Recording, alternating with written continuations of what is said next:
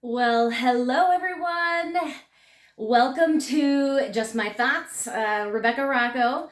And this is the first episode that I'm taking on a topic. So, welcome. And again, Just My Thoughts is just that. It is just my thoughts in things that I have been walking out, that I have looked into, struggled with, struggled through, and hopefully this will help you along the way, um, and help you see things maybe in a different way. Uh, and even, if you comment and whatever, maybe it'll help me see things in a different way. By all means, I do not mean for any of these to be you shoulda, woulda, coulda, like, no, I don't. That's not what this is about. This is things I have learned and things I think about, um, and process through, and I'm sharing them with you, and maybe we can come up with different insights. So, this first topic, I'm going to keep it a little bit practical, meaning it's a practical use video, because it could be a difficult topic. So here goes. I shared on Facebook that if your pastor plays party music on the weekends, you might want to find another church. I'm going to address that one right away, but I purposely am going to keep it practical, partially because I do want to keep these videos on the shorter side. So here we go. Now, I posted that because as currently right now at our church, the question I have been wrestling with, and this is an old question that I'm revisiting and revamping from years ago. I had taken a little bit of break of leading worship, not very long, just a little bit of a break during the past few years. And so now I'm leading more often, and I'm wrestling again with what is true worship. That's what what is true worship? What are we worshiping? Why do we worship? And so things are all, it's all over the place for me. I think of when people are at a sporting event and they're, that's worship, right? They're worshiping this team. They're worshiping what's going on. Some people might not say that, but it is. Because you're in it, and they are like, you worship stars, not those stars. Well, I guess you could, those, I'm talking like the Kardashians, the people worship them. Musicians, you worship them. You worship pastors and worship leaders, and what that means is you're putting something on a higher pedestal where it really shouldn't be. Worship should be, what I'm defining worship as is the worship of God, the worship of who I believe is the one true God, who created us. That's the worship I am referring to. And the one thing about me is I have a life verse, and I see things through this life verse. I was looking for something that wasn't a life verse, but it ended up being my life verse, and it just stuck, and it rings true literally for me every day, and it runs through my head sometimes when I'm upset, and I'm just like, it keeps me grounded. Okay, so here it is. It is, love the Lord your God with all your heart, with all your soul, and with all your mind, and love your neighbor as yourself. That's my whole world. That's my whole life. That is how I frame a lot of things. And when I'm upset, when I am freaking out, when I need to refocus, I remember that. Love the Lord your God with all your heart, with all your soul, with all your mind, and with all your strength. And love your neighbor as yourself. Now, why does that focus me? As a worship leader, we're going to talk about music. So as a worship leader who's called to do this, like I don't called, who is given the talent, God gave me this mantle to carry, and I need to learn it. This craft, I need to honor it. I need to get better at it, understand it. And it takes time. It takes money. And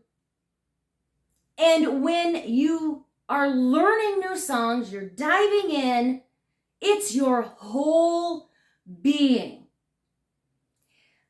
Now, I've been leading worship for 30 years. I've been doing music for 30 years. I'm not saying that as whoo-hoo. I've been at it for a while, and I understand how music can just take you places, and you can just, it literally, I can be in the middle of practicing and I don't realize it's been hours, okay? Anybody? This is what music does. When you are in music, it can take hours because when you are created to do it, you don't realize how much time passed and you're just doing that. So you're through worship, through all the worship songs, you're getting to know who God is. You're getting to know his character. You're getting to know his love for you, and vice versa, back and forth, his love that's on you. You're learning his character. Now, that's one thing. Now, when you go into other music that is not glorifying God and honoring things that God says to flee from, that God says should not be part of our lives, and you put this much passion, your whole body, into this music, what are you worshiping now? Who are you becoming? Where is your thought process? Love the Lord your God with all your heart, soul, mind, and strength. That's your whole body. That is your whole being. And when you're focused on this music that glorifies and honors the world and worldly things, where is your heart? Where is your mind? Where is your soul? It's on this. So the reason why I say you can't be one or the other, you can't do both, is because this is double-minded. It's a double-minded thing. You can't do this and this, because when you're leading worship, the things that you're doing over here and singing about are in here too. And it's going to come out in your worship. And that's ugly. Ugly. And how, when it's going in you, we should be filling our lives with more of godly things. And I'm not saying this as a, I understand we live in the world and it's there, but what I'm specifically talking about is performing the music.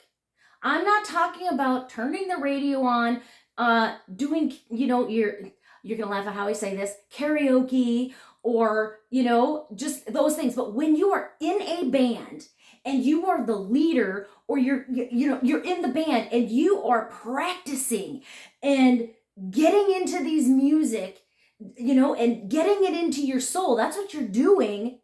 Now it's becoming part of you.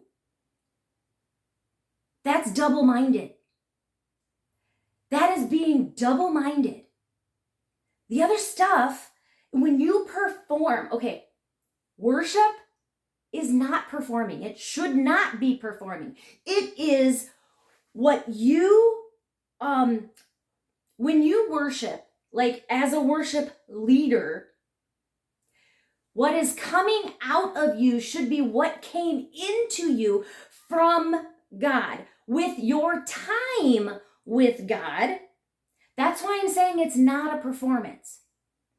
You are just pouring out what God has poured into you to the people, because then they can experience who God is through you. And then they should be worshiping you. I just got to put that on the side note. But when you perform these songs that are the worldly songs, and I'm talking, why would we want to sing songs that are glorifying addictions and broken relationships, swearing, all that? That's what I'm talking about, is those songs. So how can you do both? I don't think you can. Legitimately, I don't think you can. Because it's just so much of who you are. When you've got to be honest with yourself. Now, here's the thing. I am talking to worship leaders and pastors who are doing music. If you don't do music and you are not called to it, you're not going to know what I'm talking about. You're not going to know what I'm talking about. When you are in worship, what is welling up if you're doing this music? 2, are you struggling sometimes to focus? Are you struggling? Do you have pictures in your mind of things that should not be there? Are they coming up more often? Are you struggling with words to say? That's why. Because when you spend time with God, it's going to flow out of you, because you're not going to have the pictures. Your words are just going to flow out. This is just this is just, like I said, the first part of why I believe if you are a pastor or a worship leader, you can't have your life in both worlds. Just my thoughts. What do you guys think?